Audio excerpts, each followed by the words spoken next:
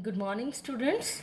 आज का हमारा टॉपिक है use of calomel electrode as a reference electrode. पिछली वीडियो में हमने SHE NHE के बारे में पढ़ा था, नॉर्मल हाइड्रोजन इलेक्ट्रोड।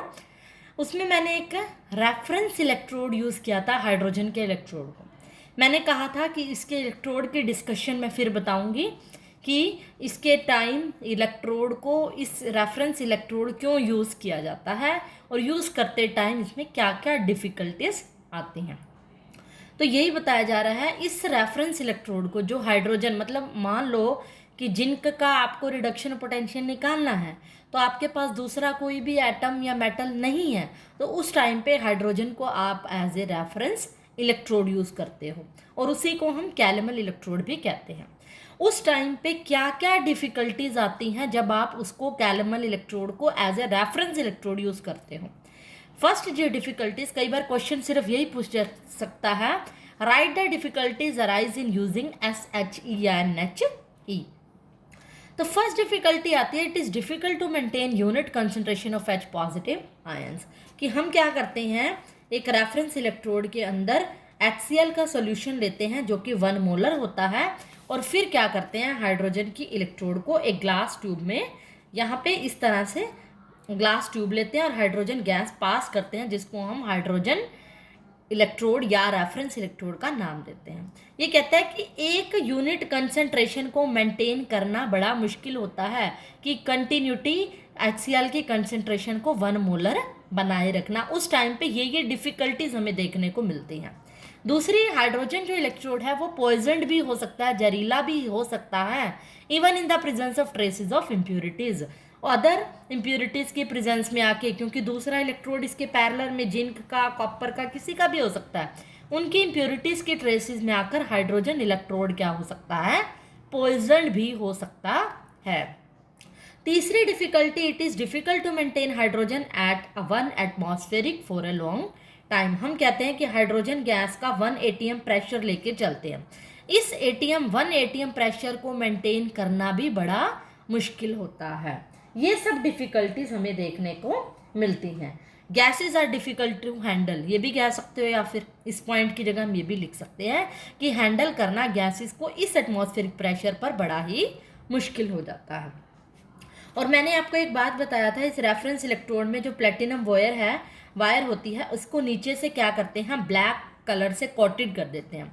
मैंने कहा था इसका रीज़न मैं आपको बताऊंगी कि इसको कोटेड विद ब्लैक क्यों किया जाता है, ब्लैक कलर से कोट क्यों करते हैं। इसका शॉर्ट में आंसर आएगा to increase surface area. Surface area को मेंटेन करने के लिए, इस सॉल्यूशन को सैचुरेटेड बनाए रखने के लिए ही इसमें जो प्लेटिनम फॉयल होती है ग्लास ट्यूब के अंदर जो सील्ड होती है, उसको ब्लैक कलर से कोटेड किया जाता है, ताकि इसका सरफेस एरिया बढ़ा रहे फॉर द रिएक्शन। अच्छी रिएक्शन होने के लिए सरफेस एरिया इंक्रीज करने के लिए इसको ब्लैक कोटेड किया जाता है।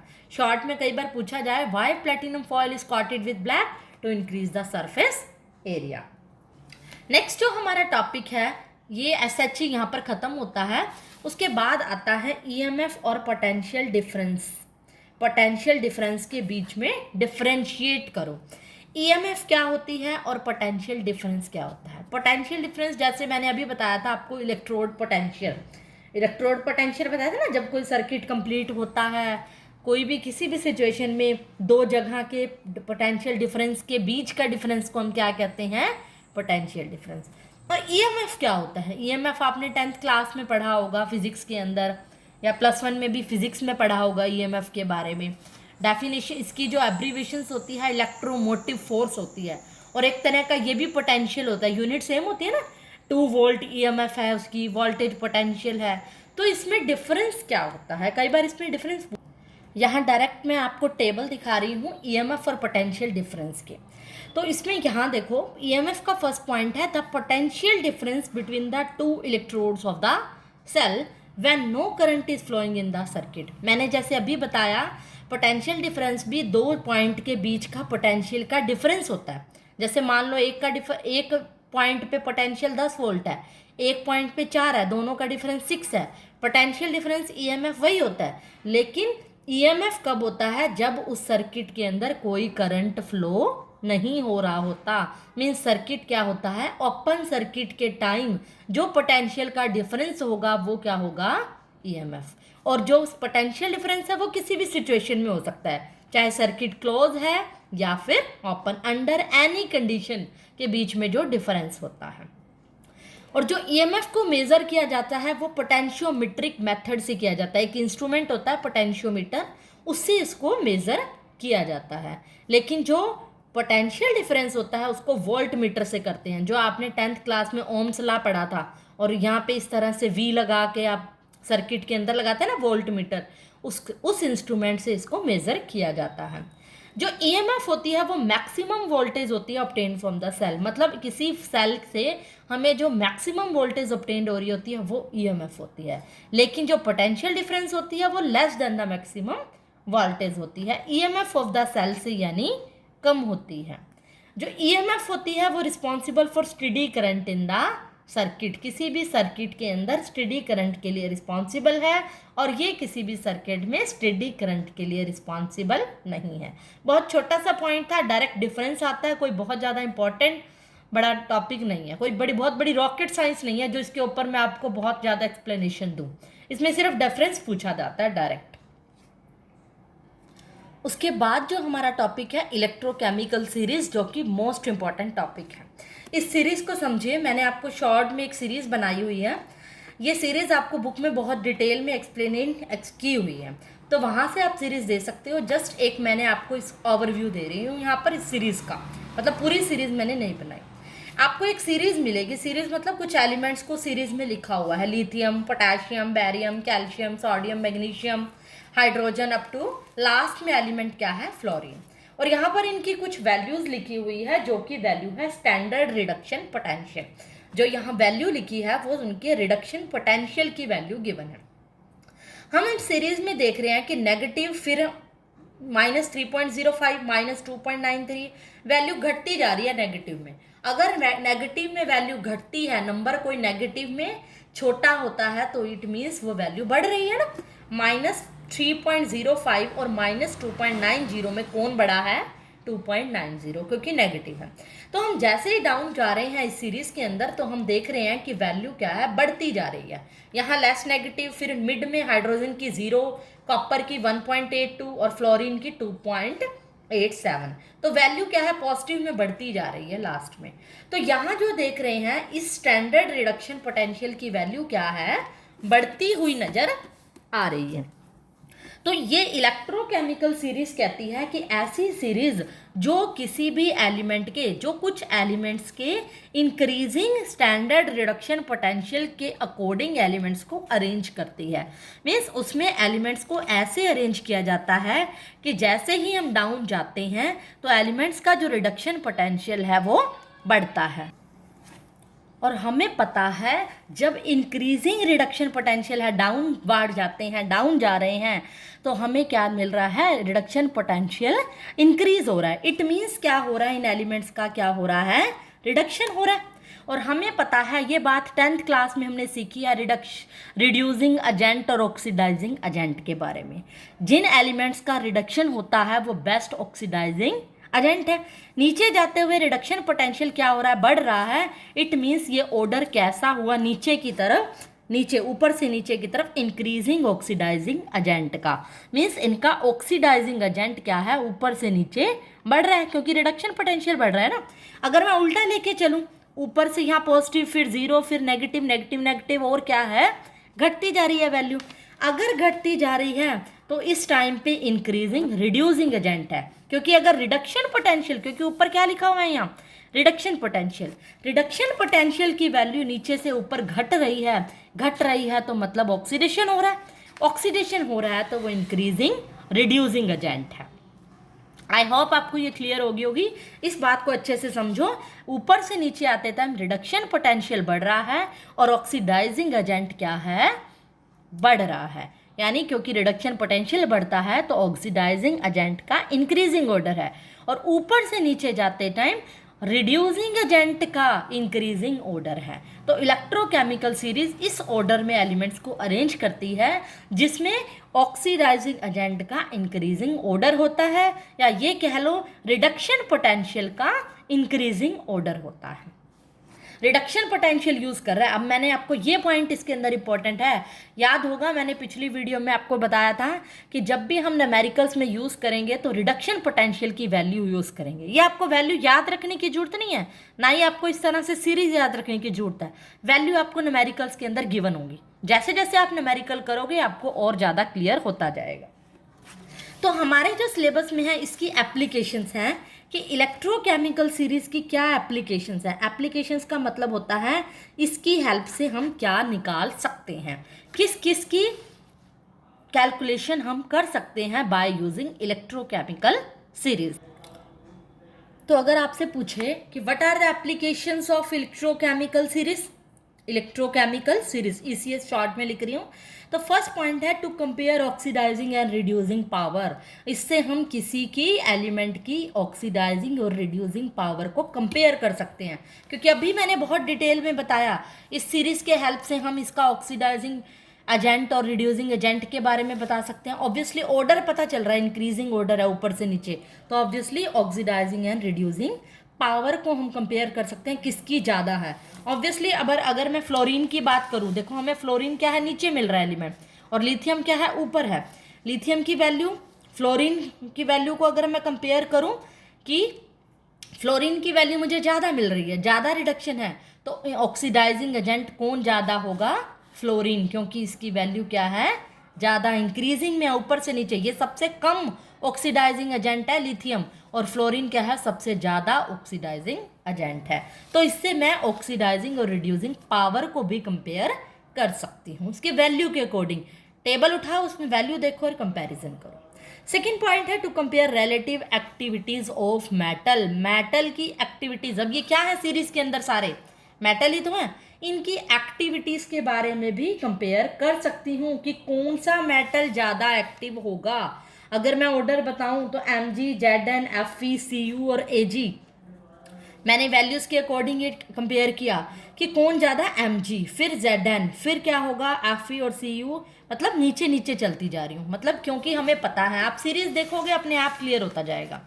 Mg ऊपर है, देखो Cu नीचे दिख रहा है, बीच का मैंने बनाया नहीं है, आपको बुक से क्लियर हो जाएगा, इसके बीच में आएगा Zn और Fe।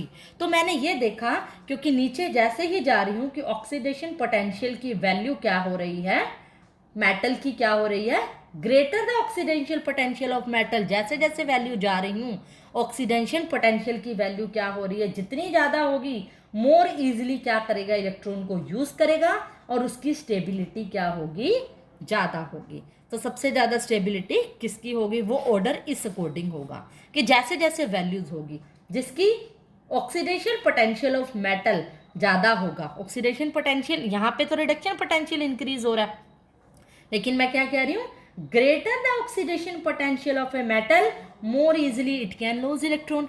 जिसका ऑक्सीडेशन पोटेंशियल ज़्यादा होगा वो इलेक्ट्रॉन्स क्या करेगा, लूज करेगा, इजिली लूज करेगा, और उसकी रिएक्टिविटी भी क्या होगी, ज़्यादा होगी। तो इस वैल्यूज़ के अकॉर्डिंग, सीरीज़ के वैल्यूज़ के अकॉर्डिंग मैंने क्या कंक्लूजन निकाला कि इसका ऑर्डर ऐसा होगा। मीन्स इस सीरीज़ की हेल्प से मैं रिएक्टिविटी का ऑर्डर भी फाइंड कर सकती हूँ। थर्ड पॉइंट क्या है हमारा इसकी एप्लीकेशन का, कि इसकी हेल्प से हम कैलकुलेट कर सकते हैं standard EMF of any electrochemical series. किसी भी इलेक्ट्रोकेमिकल सेल का, सॉरी सेल है या सेल का हम EMF निकाल सकते हैं। कौन सा EMF, स्टैंडर्ड EMF निकाल सकते हैं। आपको याद होगा मैंने पिछली वीडियो में E0 ऑफ सेल का फॉर्मूला बताया था, आपको कहा था इसी फॉर्मूले से पूरी इलेक्ट्रोकेमिस्ट्री कवर होगी।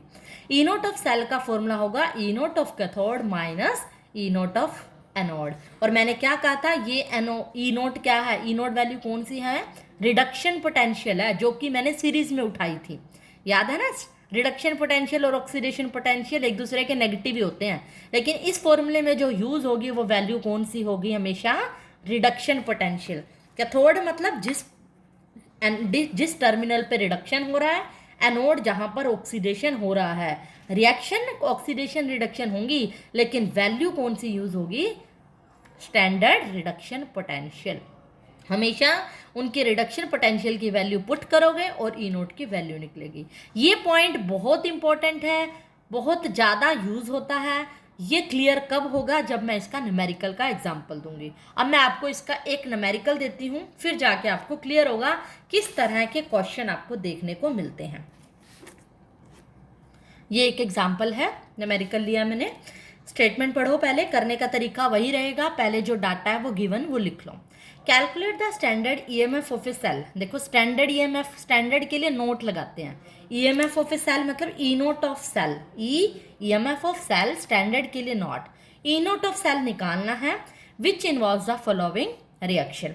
तो हमें ये रिएक्शन दे रखी है, इसका ई नोट ऑफ सेल निकालना है। और डाटा क्या गिवन है? ई नोट ऑफ जिंक और सिल्वर का गिवन है। इसको मैं दोबारा नोट नहीं कर रही, गिवन डैट को चाहो तो आप लिख भी सकते हो। अब पॉइंट ये है, मुझे ई नोट ऑफ सेल निकालने के लिए मुझे पता है फॉर्मूला क्या लगता है। पहले आप फॉर्मूला पुट कर लो, E note of cathode minus E note of anode. अब क्वेश्चन में देखो आपने ये पॉइंट नोट करना है, कैथोड मतलब आपको पता है कैथोड पे जहां रिडक्शन हो रही है, रिएक्शन कौन सी हो रही है? रिडक्शन। एनोड पे जहां ऑक्सीडेशन। अब आपको दो इलेक्ट्रोड दे रखे हैं, दो मेटल जिंक और सिल्वर। आपको ये फाइंड करना है कि सिल्वर और जिंक में से किसका ऑक्सीडेशन हो रहा है और किसका रिडक्शन। यहां पर आपको रिएक्शन गिवन है, या तो आपको सेल की रिप्रेजेंटेशन गिवन होगी। याद है सेल की रिप्रेजेंटेशन, जिसमें क्या करते थे, एनोड की तरफ कुछ लिखा होता था, बीच में साल्ट ब्रिज और इस तरफ कैथोड होता था। तो इस तरफ जो होगा लेफ्ट साइड पे अंडरस्टूड हो, एनोड की रिएक्शन है, इधर क्या है? कैथोड। अगर ये नहीं दे रखा तो आपको रिएक्शन गिवन होगी। देखो रिएक्शन से पहचानो किसका ऑक्सीडेशन हो रहा है और किसका रिडक्शन। यही इंपॉर्टेंट पॉइंट है। पहला काम आपने इस तरह के न्यूमेरिकल में ये करना है, ये पहचानना है कि किसका ऑक्सीडेशन हो रहा है और किसका रिडक्शन। देखो जिंक की तरफ चलो, रिएक्टेंट साइड में जिंक था और प्रोडक्ट साइड में जिंक 2 पॉजिटिव हो गया। जैसे +1 में करते थे ना, गेन ऑफ इलेक्ट्रॉन और लूज ऑफ इलेक्ट्रॉन चेक करते थे आप, याद है रिडॉक्स रिएक्शन के चैप्टर में?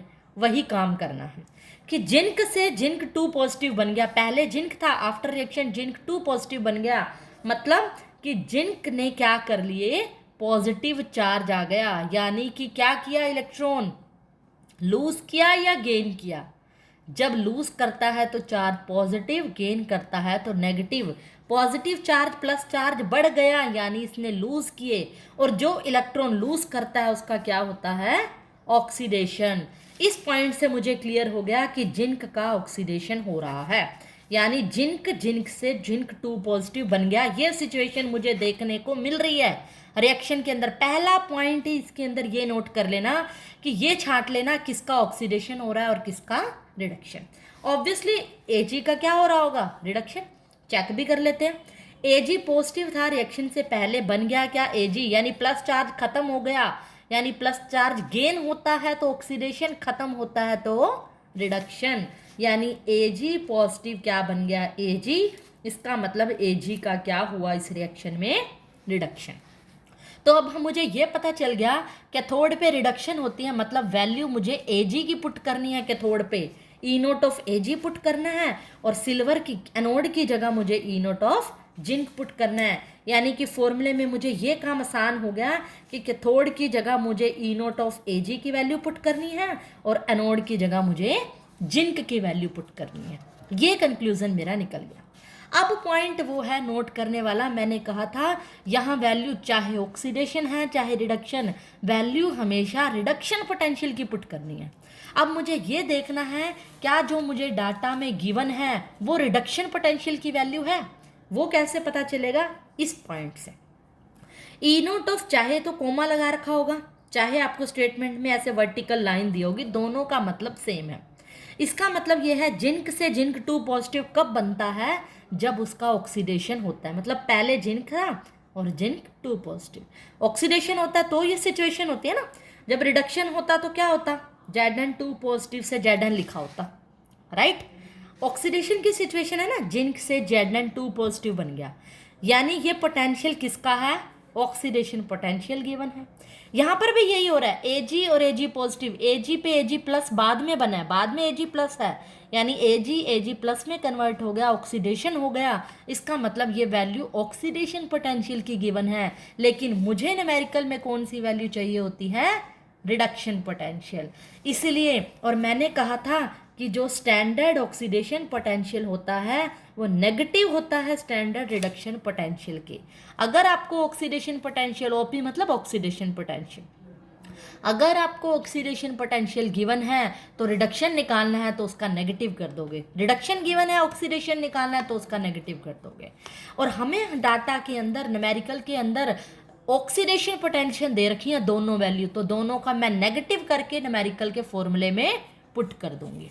यानी एजी की वैल्यू -0.80 थी तो मैं क्या पुट करूंगी, +0.80 माइनस फॉर्मूले के अंदर है ई नोट ऑफ जिंक की वैल्यू मुझे न्यूमेरिकल के अंदर +0.76 थी, पुट क्या करूंगी, -0.76, ये फॉर्मूले वाला माइनस है, E note of Ag minus E note of Zn, और ये मेरा कन्वर्ट करके है। तो सॉल्व करूंगी 0.80 माइनस माइनस प्लस 0.76, दोनों को सॉल्व करके मेरा आंसर आएगा 1.56 volt. E note of cell की वैल्यू आ गई।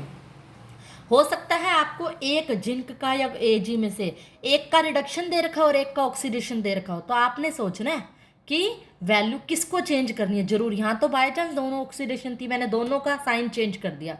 हो सकता है आपको एक का जरूरत पड़े और एक की ना पड़े। हो सकता है एजी पॉजिटिव और एजी दे रखा हो तो आपको चेंज करने की जरूरत नहीं है, sign as it is put करोगे। मेन पॉइंट इसके अंदर ये है कि यहाँ पर जो वैल्यू पुट करनी है वो कौन सी करनी है, स्टैंडर्ड रिडक्शन पोटेंशियल, और ये पहचान करना है कि किसका ऑक्सीडेशन हो रहा है और किसका रिडक्शन। यही इसके अंदर मेन पॉइंट है। अगर आपको ये न्यूमेरिकल क्लियर हो गया, ई नोट ऑफ सेल निकालना, तो बहुत ज़्यादा यूजफुल है। आगे नर्नेस्ट इक्वेशन आएगी, वहाँ इसी से शुरुआत होगी।